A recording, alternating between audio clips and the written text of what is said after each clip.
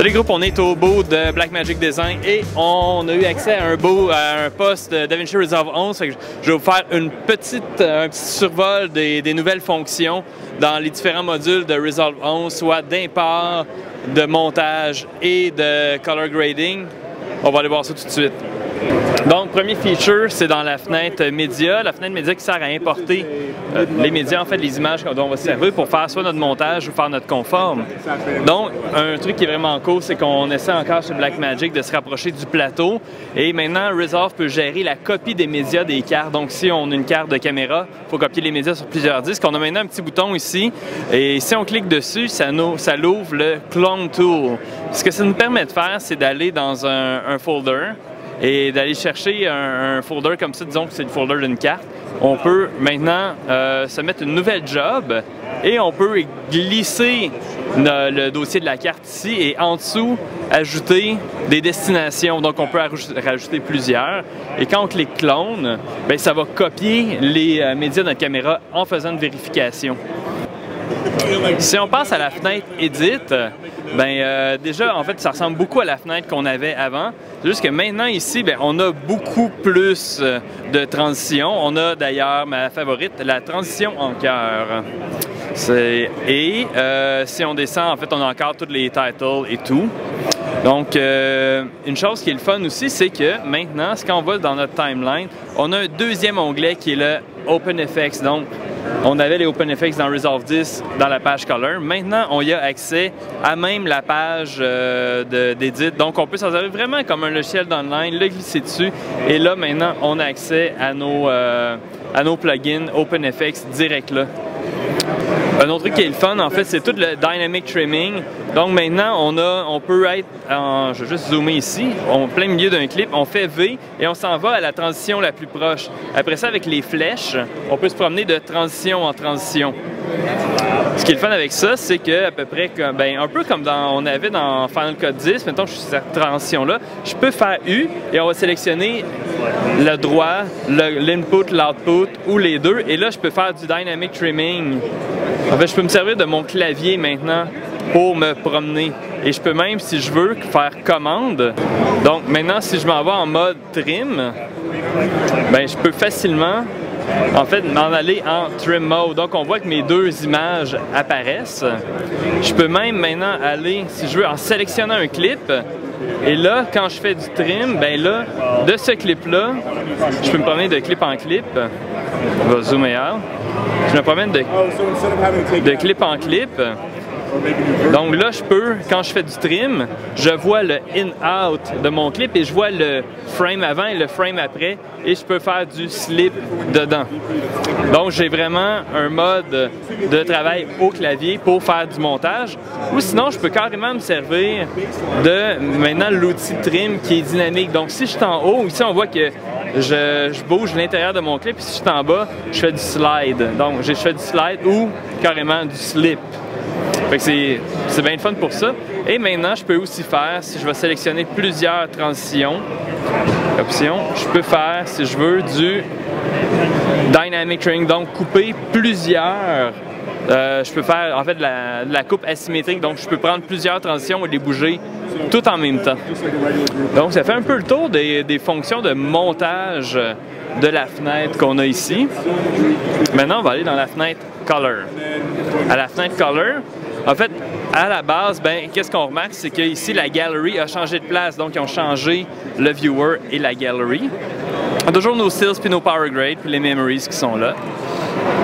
Les nouveaux trucs où ça se passe vraiment, c'est dans surtout les primaries.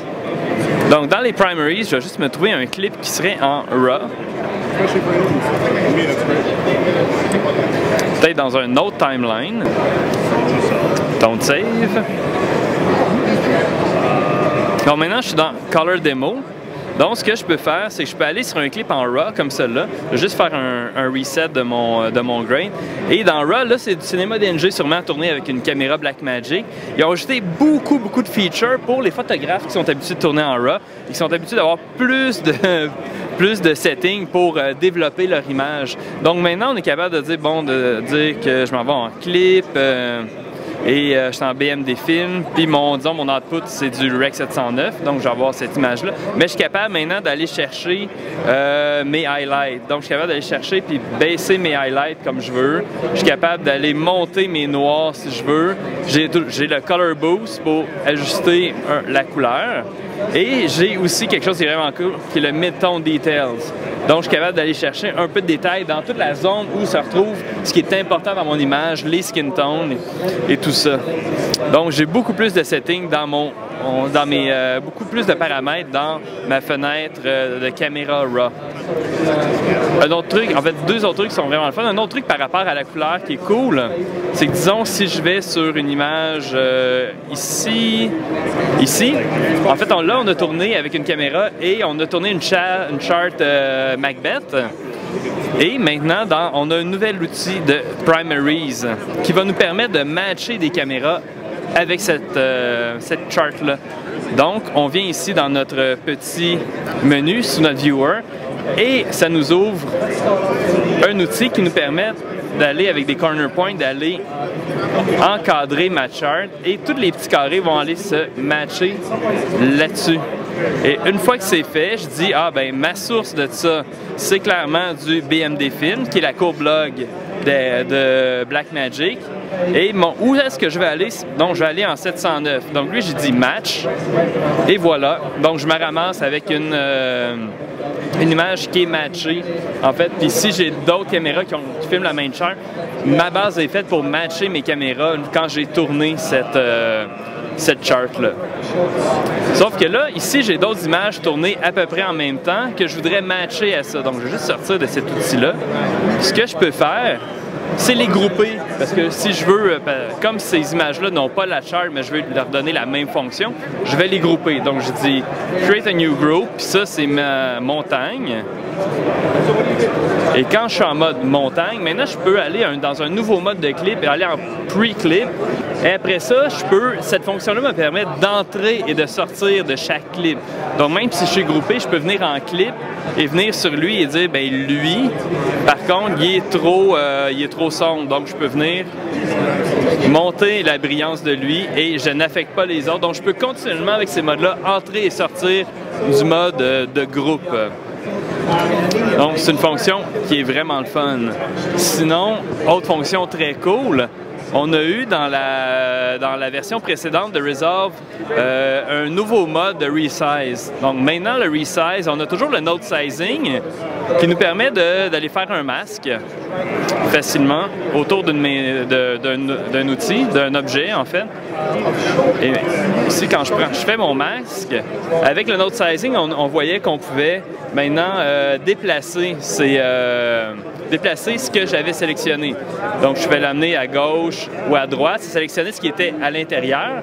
Maintenant, on a un mode qui s'appelle Key Lock. Donc, ça me permet de bouger ce qui est à l'intérieur de mon masque. Donc, quand je fais Key Lock, maintenant, je peux prendre mon pan et laisser mon masque là, mais bouger ce qui est à l'intérieur. Et là, maintenant, ben, je peux mieux copier. En fait, l'action qu'on faisait à 2 nodes, ben maintenant, je peux la faire à 1 node. Si je retourne ici, ben, j'arrange mon soft. Puis, je peux faire une plus belle transition. Comme ça, donc, on voit que j'ai copié ma ville. C'est des trucs qu'on peut faire avec ces nouvelles fonctions-là.